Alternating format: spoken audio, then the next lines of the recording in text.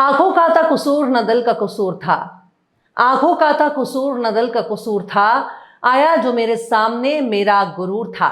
सलाम, नमस्ते, सत श्री अकाल। मैं हूं आपके साथ हर्षिता मिश्रा और आप देख रहे हैं टाइम्स मेल। योग गुरु बाबा रामदेव याद है आपको? वही रामदेव जो रामलीला मैदान से सूट सलवार पहनकर भागे थे। उस वक्त सूट सलवार में दाढ़ी मूंछ वाली छमिया का दर्शन पूरे देश ने कर लिया था। ये वही बाबा रामदेव हैं जिन्होंने मोदी जी को प्रधानमंत्री बनाने के बाद 30 से 35 रुपए लीटर डीजल और पेट्रोल मिलने का दावा किया था।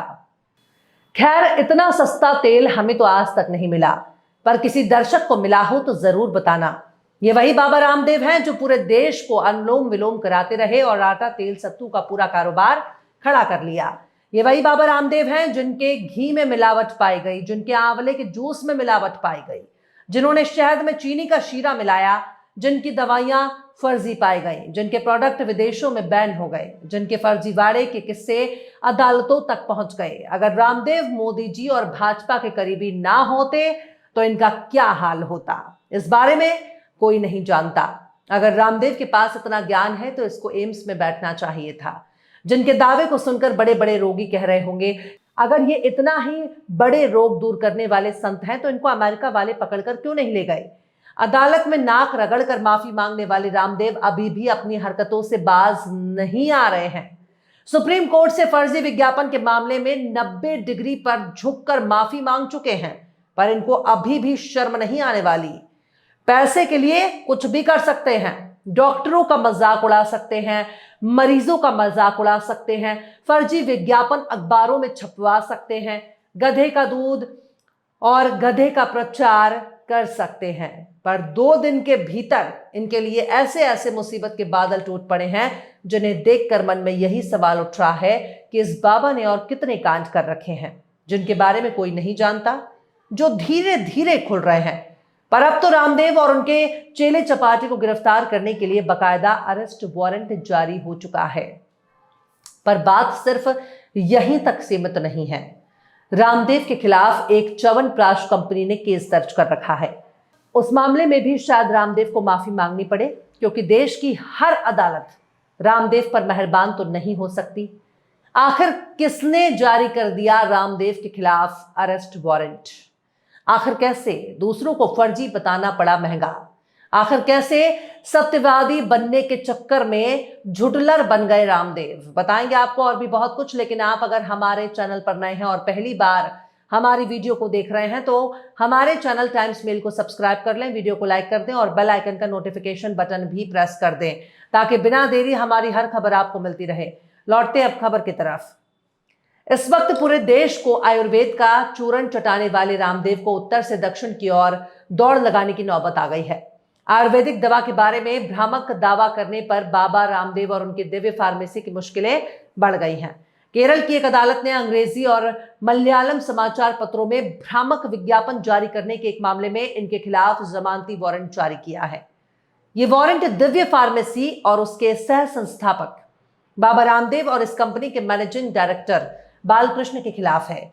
टाइम्स ऑफ इंडिया ग्रुप के नवभारत टाइम्स ने लाइव लॉ की एक रिपोर्ट के हवाले से बताया है कि रामदेव के खिलाफ वारंट बीते 16 जनवरी को जारी हुआ है।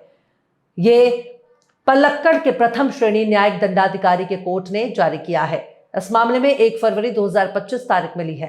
दिव्य फार्मेसी पतंजलि आयुर्वेद की एक एफिलिएट कंपनी है। इस मामले की शिकायत औषधि और जादुई उपचार आपत्तिजनक विज्ञापन अधिनियम 1954 की धारा 3(3)B और 3D के तहत ड्रग इंस्पेक्टर की रिपोर्ट के आधार पर की गई थी। धारा 3 कुछ बीमारियों और विकारों के उपचार के लिए कुछ दवाओं के विज्ञापन पर रोक लगाती है। धारा 3D उन दवाओं के विज्ञापनों पर रोक लगाती है जो अधिनियम के तहत बनाए गए नियमों में दिए गए किसी भी रोग, विकार या बीमारी की स्थिति के निदान, इलाज, शमन, उपचार या रोकथाम का दावा करते हैं।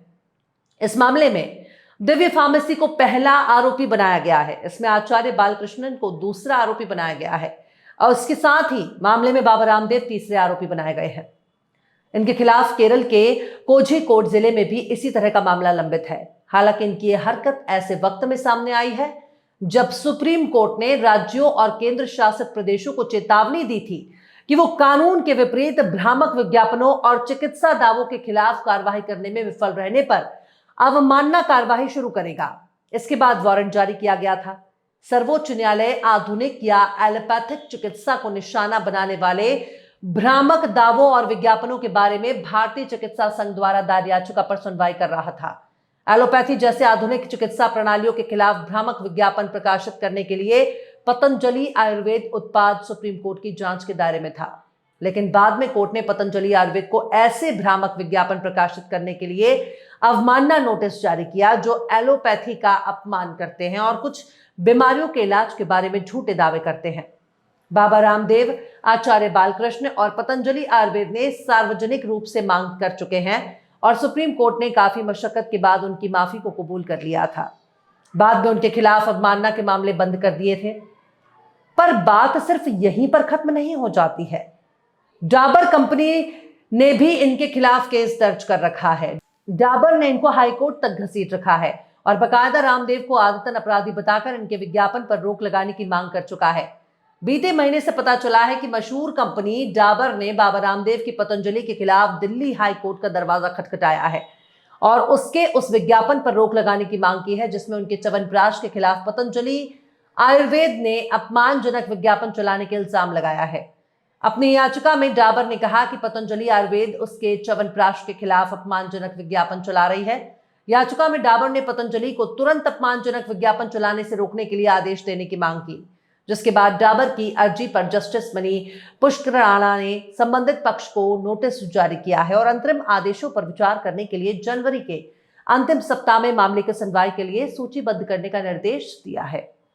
बार एंड बेंच की एक रिपोर्ट के मुताबिक जब डाबर ने अपनी अर्जी डालकर इस पर सुनवाई की गुहार की, तब जस्टिस पुष्करना ने शुरू में इसे मध्यस्थता के लिए भेजने की इच्छा जताई, लेकिन डाबर ने बार बार इस मामले में तत्काल राहत की गुहार लगाई तो उन्होंने अंततः मामले की सुनवाई करने का फैसला किया।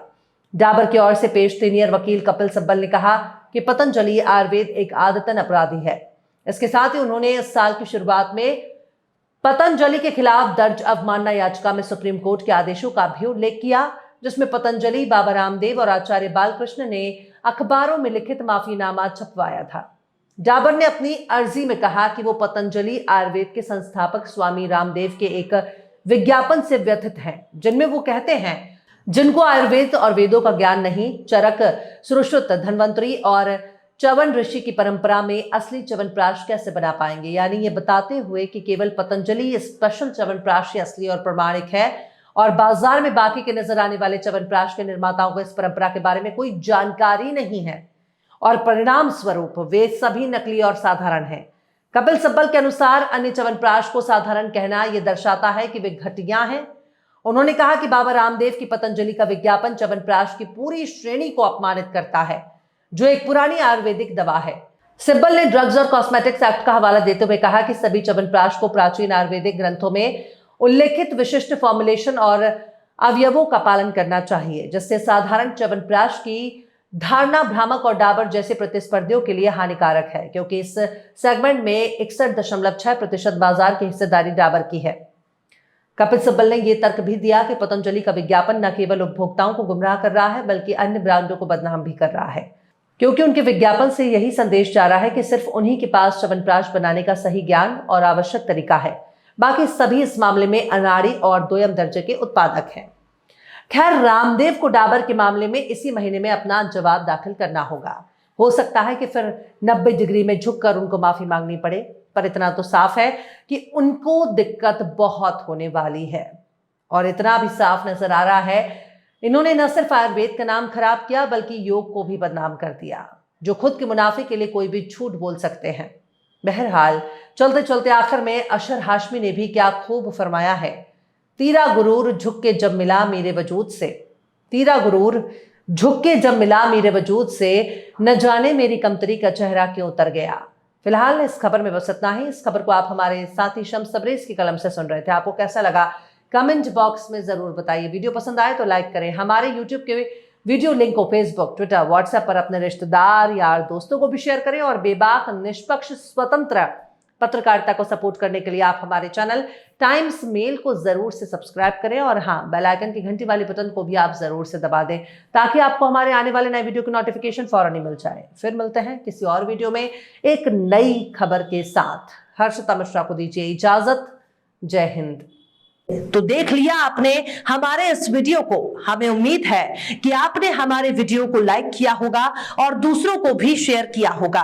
अगर अभी तक आपने हमारे चैनल टाइम्स मेल को सब्सक्राइब नहीं किया है तो जल्दी से सब्सक्राइब कर दें और बेल आइकन भी प्रेस कर दें।